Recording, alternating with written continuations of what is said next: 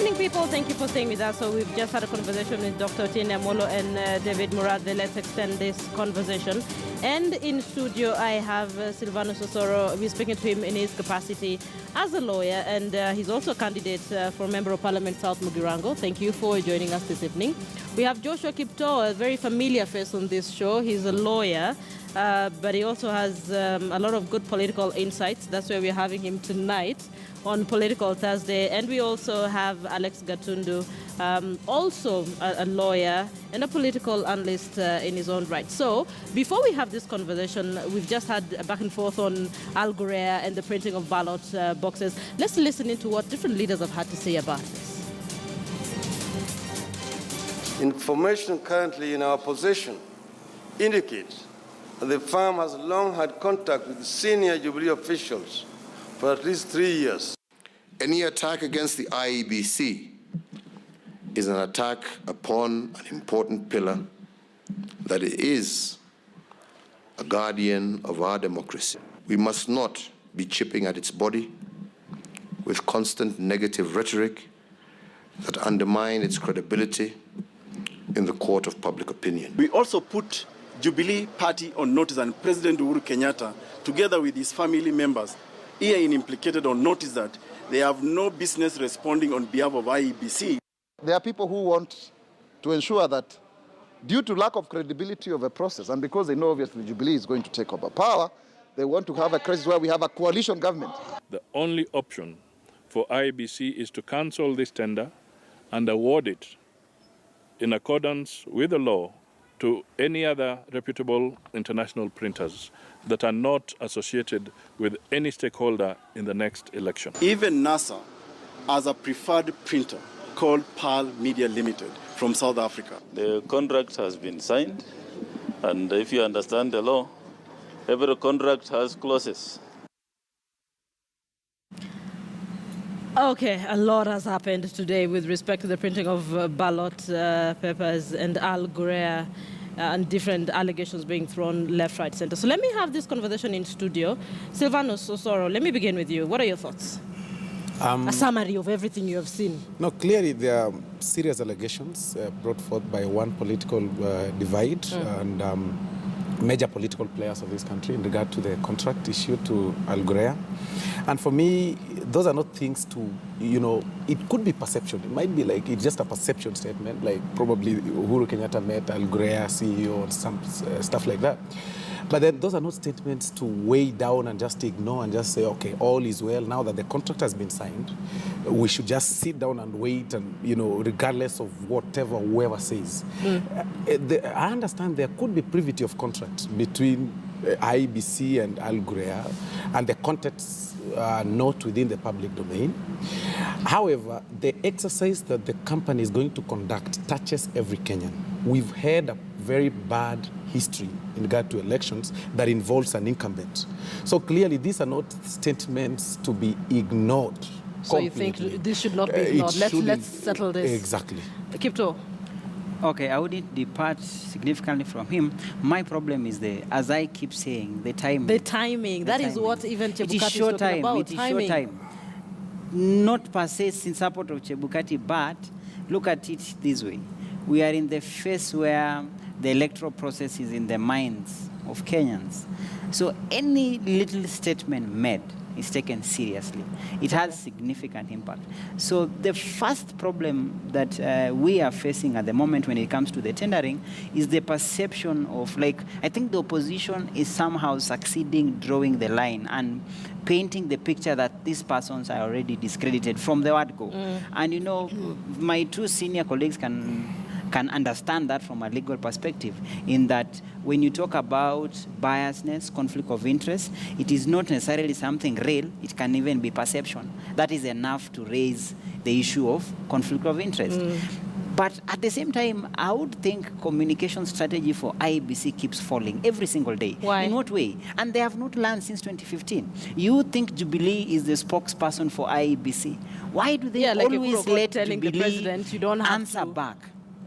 No, in fact, the Jubilee guys are not doing anything wrong, but I would expect the IEBC guys to be so fast, and in fact, they need to be There's a need for them to be savvy in a way. They are so slow in reacting to the extent at the moment the discussion is now jumbled up. You've just seen from your two panelists. Like right now you have two polarizing positions about the tender that we have lost the debate. Although the opposition is trying to ensure that let's just focus on the tender. Generally, if right now you go out there into the streets and ask Jubilee supporters, what do they think? They'll tell you opposition is just grumbling. When you go to the opposition guy, you say the theft has begun. Alex, what are your thoughts? It's very unfortunate that in the first instance, we are having this debate as a country and as a media in general and as the public. We should not be having such a debate. Why shouldn't we be having these debates? Eve of elections, we should not be having such a debate. What we should be doing right now is to prepare ourselves to hear what Raila has for us, if he wins, that is. But you can't ignore the process. Let me finish. I did not interrupt you. What Uhuru has for us in terms of manifesto. Wauze sera zao. Sasa ni wakati wa kuuza sera. Lakini wanasema kuna shida. Kuna shida. Let me finish. Now, Linda, I have a problem with the entire script. Because we are being driven into a script, into a channel which should not even be there in the first place. And this is a total misplacement. As a nation, this is a total misplacement. We are being misguided by these fellas. I keep calling them fellas because they dine and wine together. But when everything goes haywire, that's the time that they realize that Wajiko exists. They can make reference to us. Let me ask you, if Uniprint Limited of South Africa had been handpicked for this contract, for this tender, do you think we shall be having this debate here, or in the public, or even in the we will not be having this debate. Trust me on that. But the mere fact that we give this tender to Al Ghurair, that is the problem.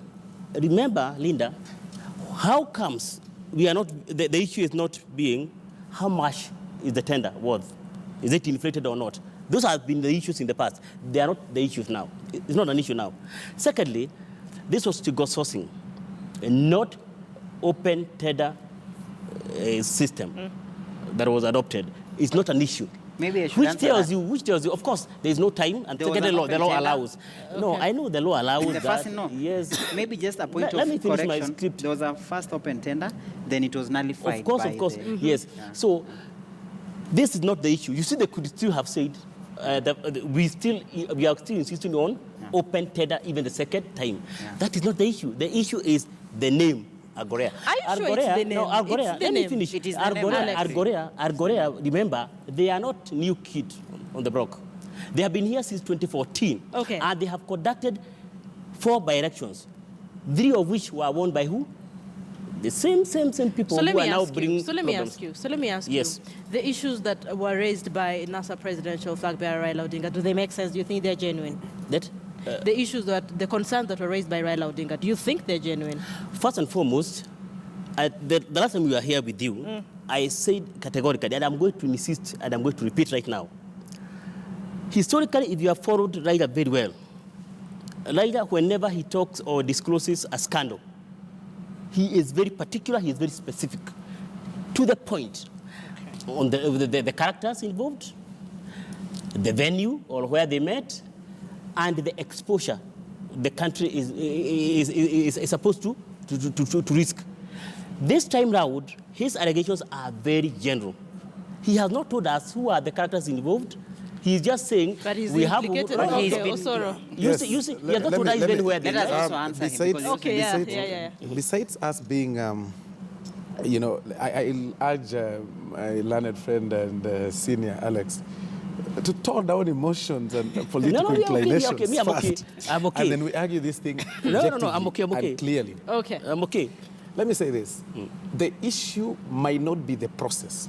And we all agree that the issue here is not actually the process. It was the process. Then it was the process. Then that was settled completely. Not completely. No, so now is it the process or not? No, right? We're also not arguing about the capabilities of the Al Ghurair. Yeah. We're actually talking about conflict of interest. What could be, okay, are there any other terms, or rather, is there some filter of sand that has passed through the process that probably could affect the outcome of the general elections in August, on 8th?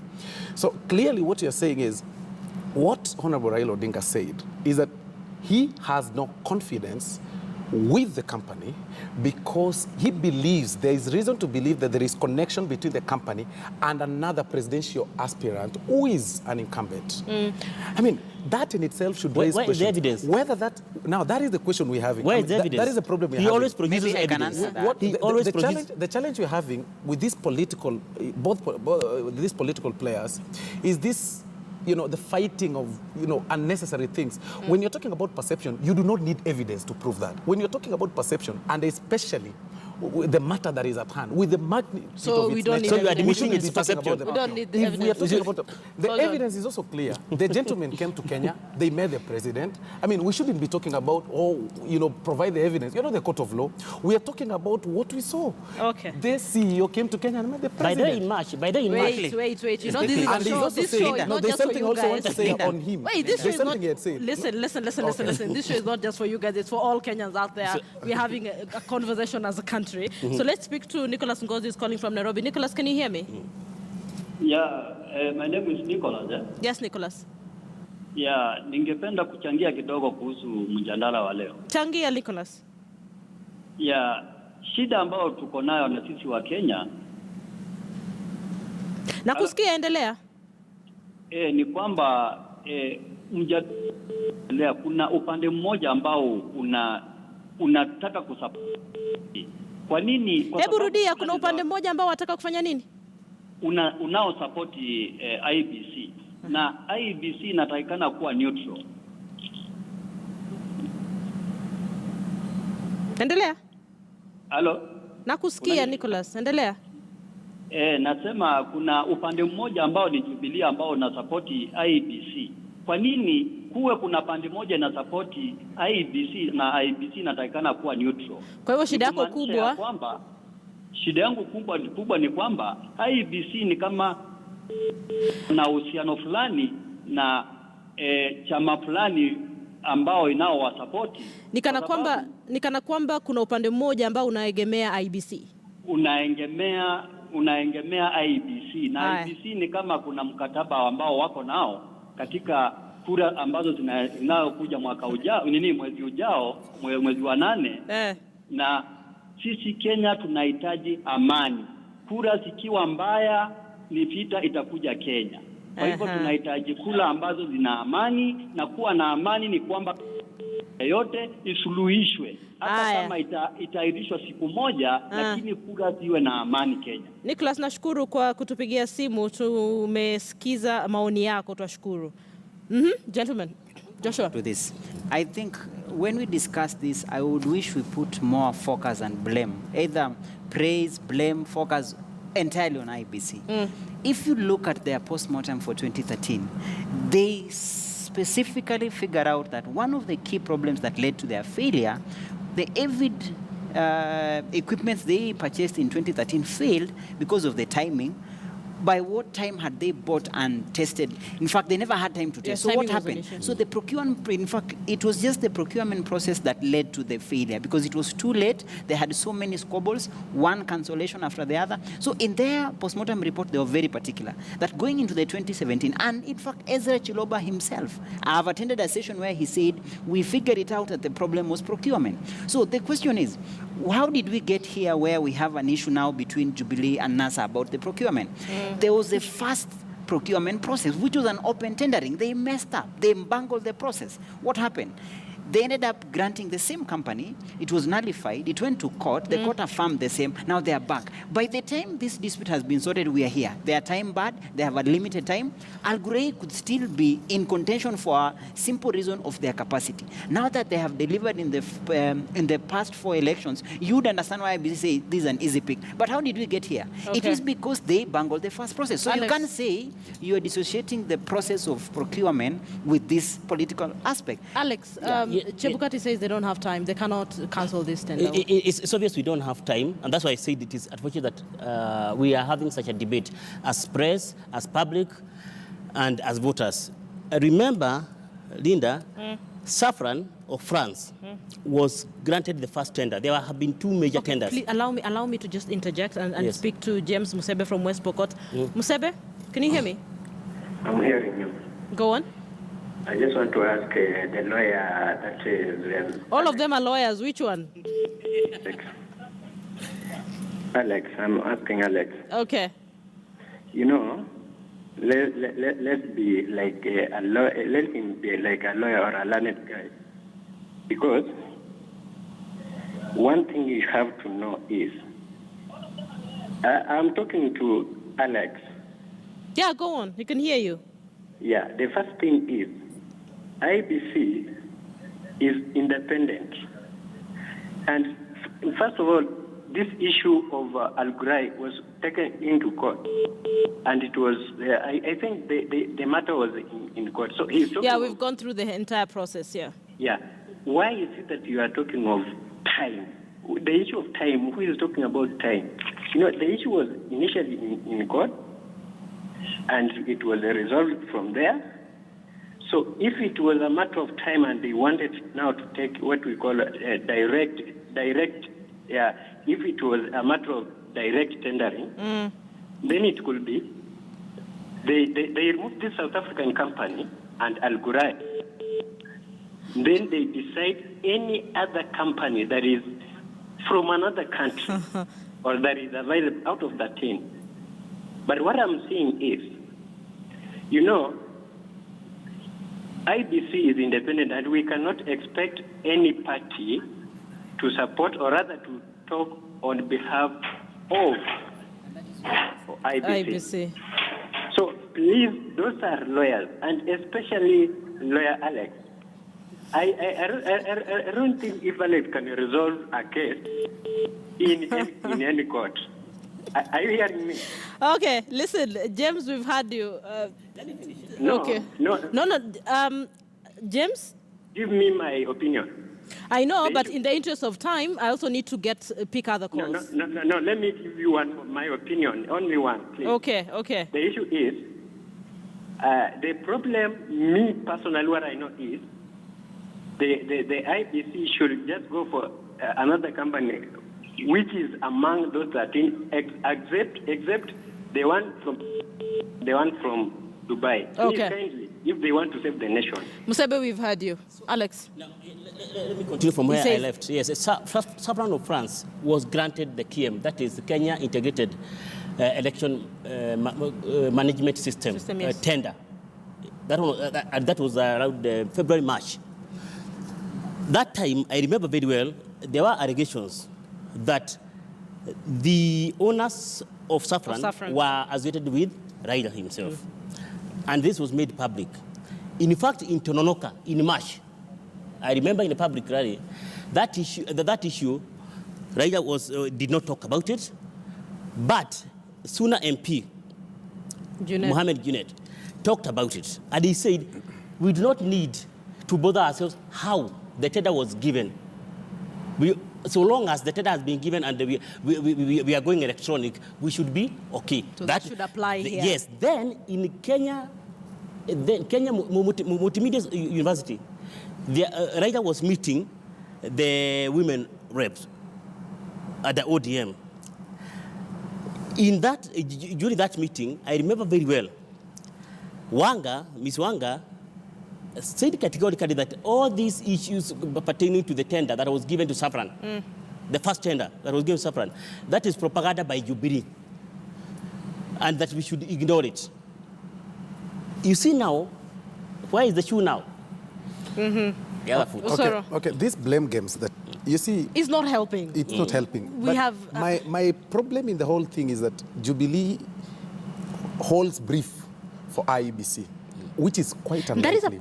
Is that a perception that is generally... No, the failure now is on IEBC completely. Zero that serious allegations are brought forth about their integrity and the whole process. Then they keep quiet and allow Jubilee to hold brief for them. I mean, the whole thing now becomes political. It messes up everything. Just because Jubilee has spoken. Because, I mean, how do you expect a player in the whole game defend an independent body? I mean, what do they know that the other player does not know? We are all going to the match. We have one referee. So we are just going back to the same problem. If we could focus, and I don't know why we never learn, We are like this little kid who is bathed nicely, is whatever, you oil the baby, he or she looks smart, you dress well. After 10 minutes, he or she is back into the mud. Same thing with IEBC. I thought we learned this. In 2007, after 2007, we had the Kriegler Commission, which even came up with the recommendations that led to the birth of the current IEBC. Now, with the IEBC of 2013 and their failure, which ended up costing the commissioners who went, Hassan, of course, they had to go after a noisy protest and all that. But after that, it was so clear. And I don't know why Ezra Chiloba, for example, after always giving such promises and really speaking nicely and say, we got this. This time we are not going to be flat-footed. And they were very particular that this time we will do early preparation. This time the issue of procurement will not be wrong. So how come we end up? And lastly, communication. IBC is an independent entity. It has the money. In fact, if there's one entity that is funded nicely as an independent commission, it's IBC. What is so difficult in having 24/7 communication? Final word, how do we sort this? Let me start with Alex. Alex. As far as I'm concerned, I don't think the IBC is a problem. I don't think even the public relations and how it communicates is even the issue. The issue is this, we should not be having the debate in the first place. In the first place. Yeah, in the first place. Remember, the last time I was here, I said that out of the 22 steps that IBC was supposed to undertake, they have undertaken 21 steps. Just very one punctually. small step. Yeah, very punctually. So they have been very punctual. So the problem is that they are being demonized for doing their work properly and efficiently. So IBC is being demonized, Joshua? My last word would be, now that the conversation is here and it has become political, do we have a solution? There was a small solution they had suggested about parties going to witness. It was halfway. I would rather, because of the interest of time, somehow that may, if it can placate the opposition, I don't know if it will, but the idea that that all presidential candidates through their representatives can be able to witness the process, maybe, but I don't think that's the solution. That means if it is possible, within a week or two, because if it's possible, they can just do an open tendering quickly, but I don't know in the interest of time. Let me speak to Fred Ochieng, first of all, from Mombasa. Ochieng, can you hear me? Yes, I can hear you. Go on. My big issue. Hello? We can hear you. Go on. Yes. The biggest issue is this Ghurair. Go on, Hello? we can hear you. This Ghurair company. Two questions. Why is it that the Jubilee comrades are so much defending it, that they are coming out guns blazing? I think at this time, IBC should come out openly. Hello? We can hear you. Go on. The IBC should come out openly and even give us the list of other people who tendered for that document. Why don't they then pick number 2 or number 3 from that? They just settle back for the Ghurair. Okay, all right. Thank you. Let's speak to Sarah Nyaboke from Eldoret. Sarah, can you hear me? I can hear you. Go on, Sarah. Okay, in my opinion, I think Jubilee should not be the ones to respond when issues are raised about the credibility of the commission that should oversee the elections.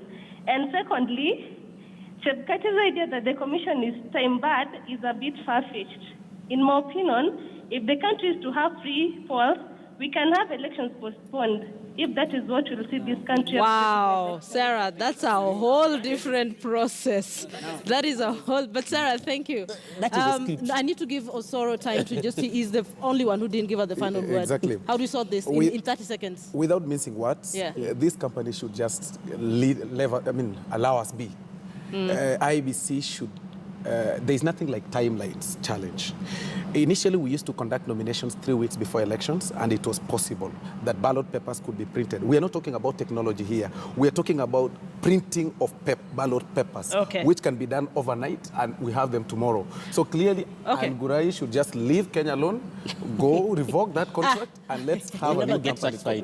Listen, let's talk about a different conversation altogether. Yes. The International Criminal Court, and an allegation that we'll put on the Super Wall for you on claims that the cases against Deputy President William Ruto and President Uhuru Kenyatta may be revived if a different regime comes into power. Let's listen in.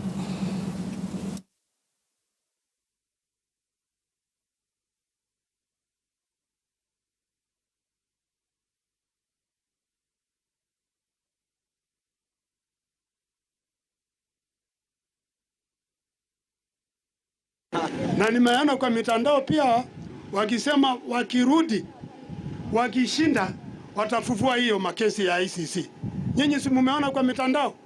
Ningempenda tusirudi huko. Tusirudishe nchi yetu nyuma. Tukae kwa undugu, tukae kwa amani na tukae kwa upendo. Okay, so he's referring to some allegations that apparently were made by ICC senior trial lawyer Anton Steinberg, saying they're hoping, ICC is hoping that a future Kenyan regime that will fully cooperate with it, probably they're waiting for that time when they will have a regime that will fully cooperate with it. And this has raised quite a storm. Deputy President has touched on it, Interior Cabinet Secretary is talking about it, and we're having a conversation about the timing of this conversation. Yes. Osoro, what are your thoughts on the ICC? No, this is the first thing. I mean, the statements made from the ICC, from The Hague, are just general statements. They do not really refer to the cases that we had previously. And but while we're at it, I'm hoping the Super Bowl, one of the cameras can focus on the Super Bowl, then we can take a look at what Steinberg said.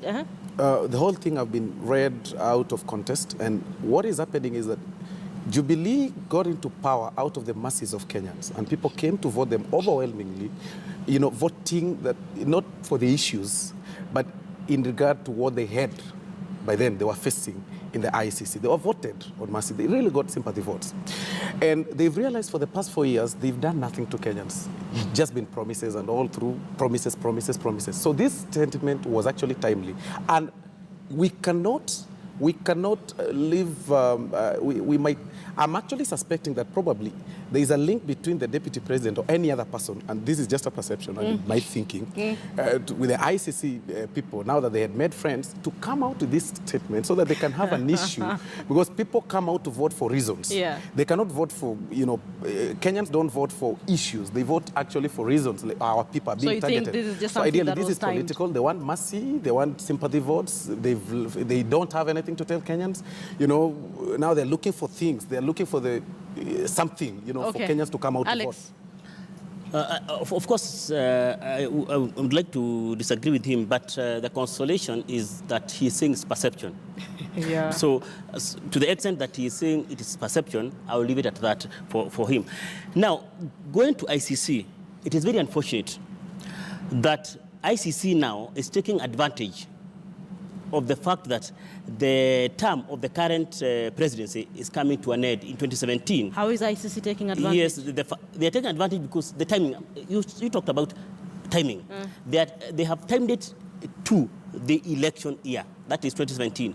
They didn't say that in 2016, they didn't say that, they would have said that in 2018, but they have decided just when Kenyans are preparing themselves for elections, let us throw this bomb, because these guys were able to defend themselves properly, and ICC itself had no evidence against them. They have decided, now we are going to make a comeback.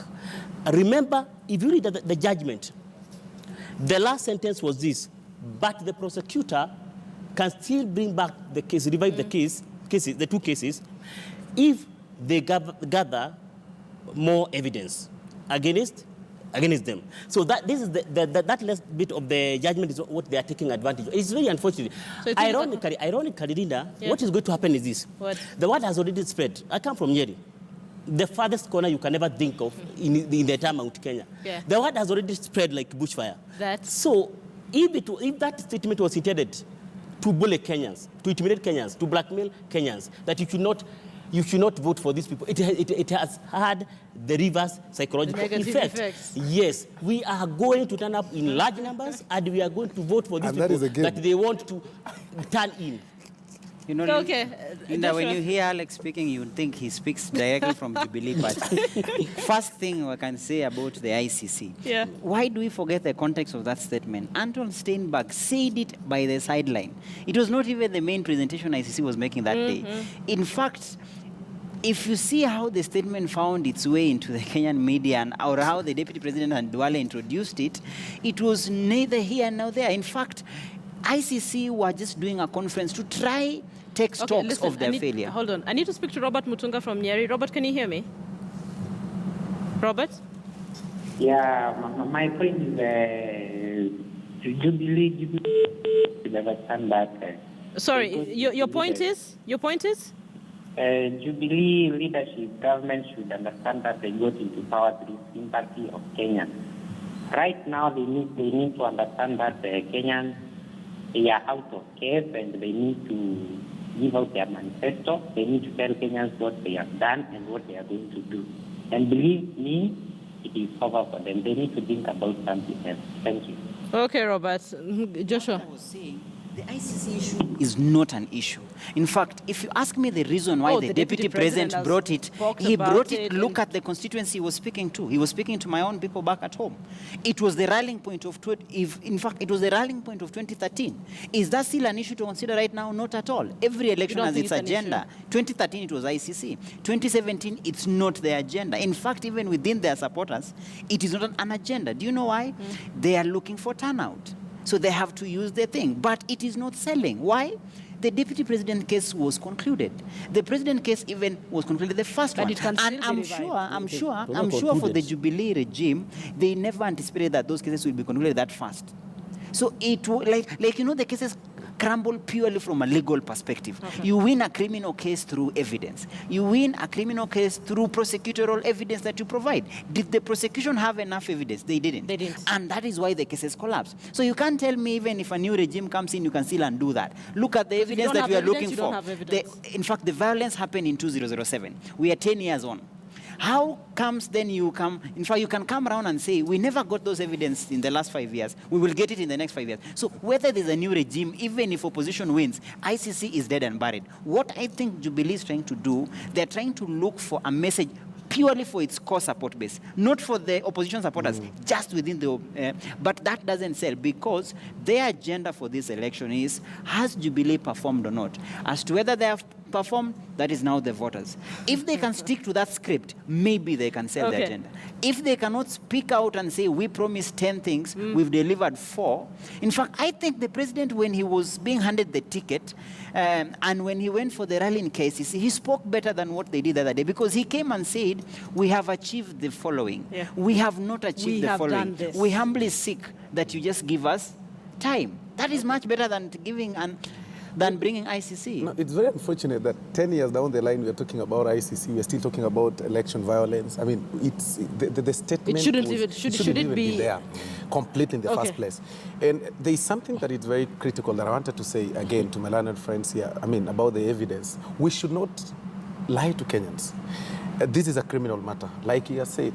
The matters were thrown out on the legal perspective, from the legal perspective, because of the lack of evidence. Sure. Now, you cannot revive an afterthought and make it, place it in court, and make it admissible in a criminal case. I mean, it cannot happen. That thing is over. Alex, I'll let you have the final word. And everything. Yes. So it can't happen completely. Yes, on ICC, so long as the ICC issue has been brought up, and it came from ICC. Remember, ICC is not a kangaroo court that you can simply say recklessly as a lawyer. Kipro says yes, it was made by the sideline. It was a sideline statement. Remember, off-the-cuff speeches, even by president.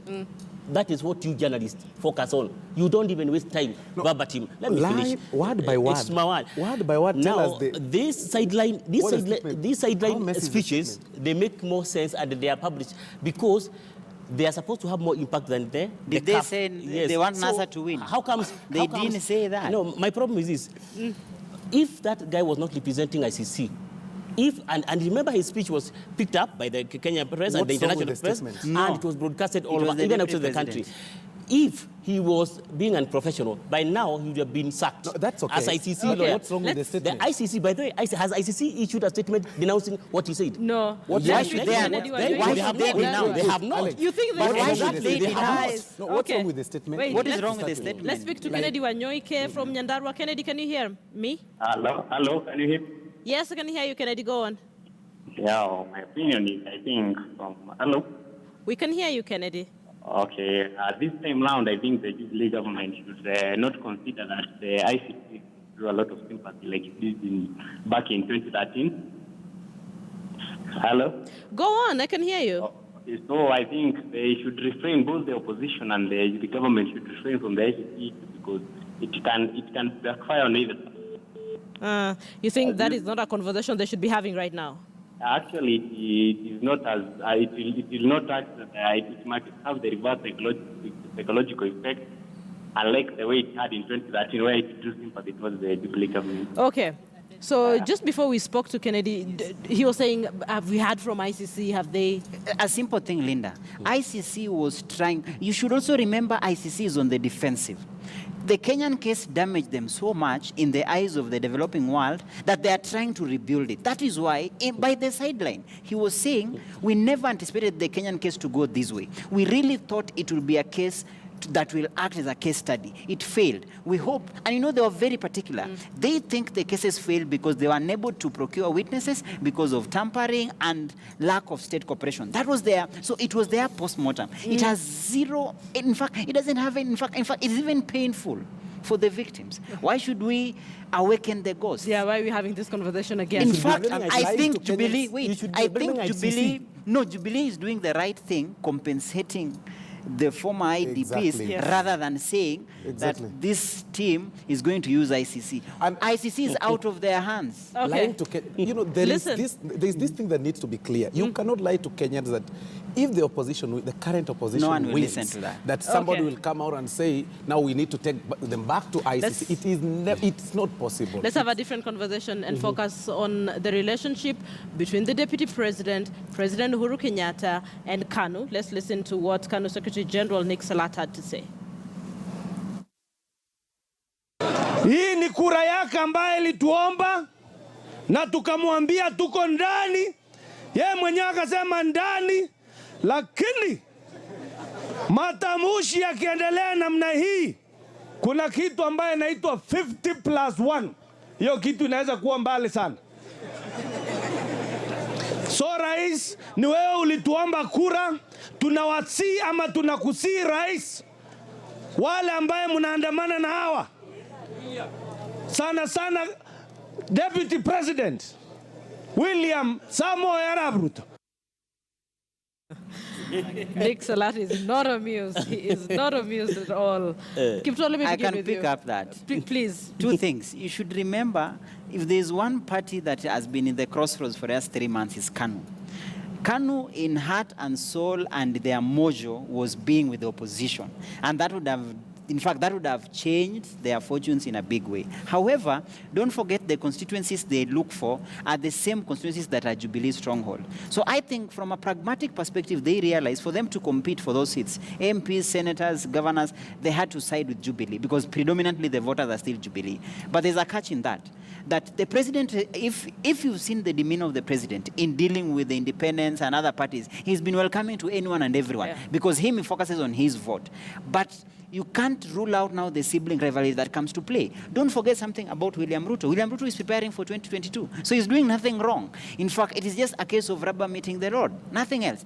It was anticipated. It was forthcoming. Don't forget, even when President was going around those party conventions, he didn't go with the Deputy President. KANU said, we don't want the Deputy President. Gideon has been on record saying they support the President, but they will compete with Jubilee. So I feel for KANU on this basis. They had prepared so much to be to side with the opposition. Now that they came back to the fold, they have to face with William Ruto. Now, which bastion are they competing in? It is in Rift Valley. In Rift Valley, the competition will be between KANU, Jubilee, and the independents. And there are some key areas that KANU is really polling well. I can give, for example, I can give West Pokot, I can give Baringo, and a bit of Elgeyo Marakwet. Okay, KANU is competing powerfully. Hold on, Joshua. Let me speak to Isaac Ambogo from Kisumu. Isaac, can you hear me? I can hear very well. Go on. I'm very concerned, especially about the political temperature right now.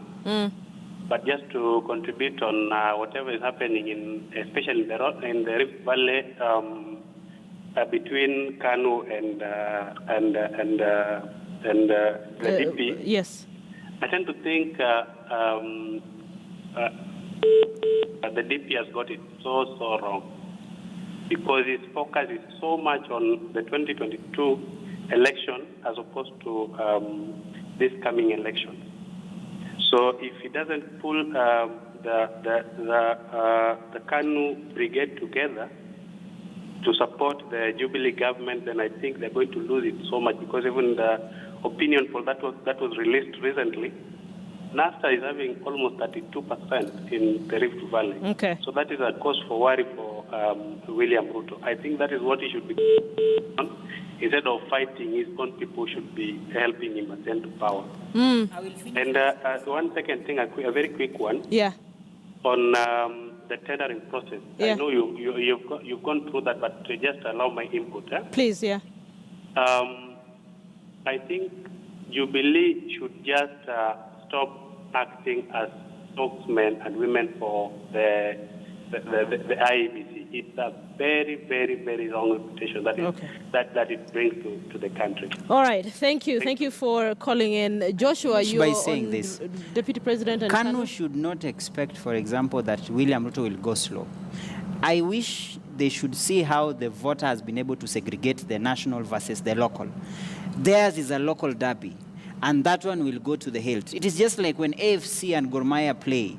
Both are NASA supporters, but when it comes to their match, it is personal. So the same thing will happen. You are pretty sure. I don't agree with the caller that DP should go slow. Why?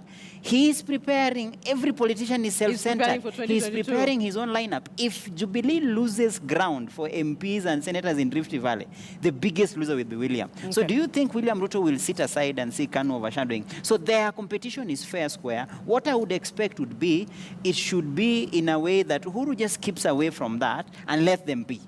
Let KANU and Jubilee square it out. From Senator Governor, Alex, let them be. Let them fight their own battle. Let them fight it out. Alex?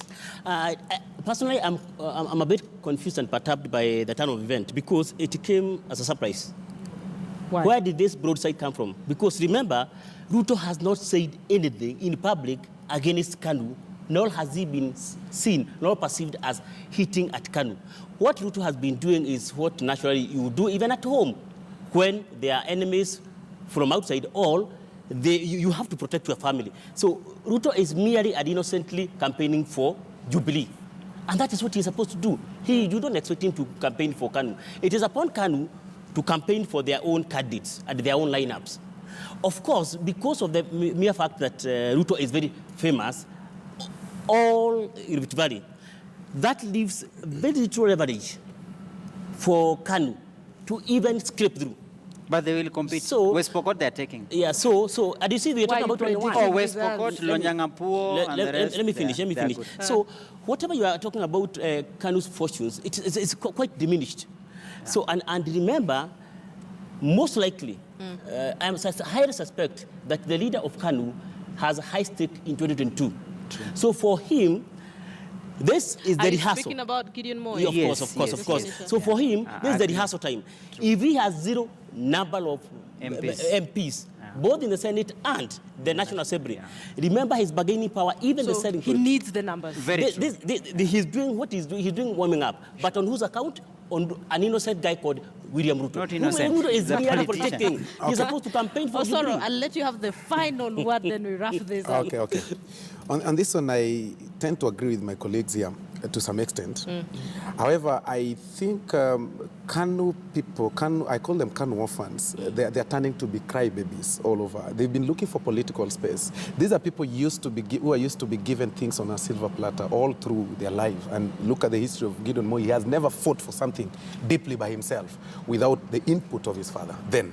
Okay, and as we speak right now, I mean, he came to Jubilee, he tried to blackmail Jubilee earlier by joining CORD, trying to, show that, okay, we can actually come to NASA if you guys do not want us. I wish they would have stuck there. Let me ask you about the relationship between the DP and KANU and the president. Where does this leave this whole? The whole thing will affect Jubilee. Will affect probably the deputy president, because these guys now have gone to the grassroots, claiming that this is our party, this is a local party. I mean, why are you guys taking away our party to, give our people? That is what is happening. And as they've said, it's a fight for 2022. Yeah, and so clearly, Ruto is fighting for space. It's a shadow boxing. Gideon Moy is fighting for space. Yeah. But Gideon Moy has two wars. He wants to retain his seat. He has a competitor in that area. So he's actually crying that you guys are competing with me and I'm supporting you. Exactly. Great. Joshua Kipto, Alex Gatundu, Silvano Sosoro, gentlemen, thank you so much for your time and for being part of Political Thursday, a conversation that looks at political issues that have happened in the country in the last 1 week or so. People, thank you so much for watching. Allow me to wrap it up at that point. And thank you for watching and indeed for being part of this show. Have a good night. We'll see you tomorrow on News Center. Guys, thank you very much.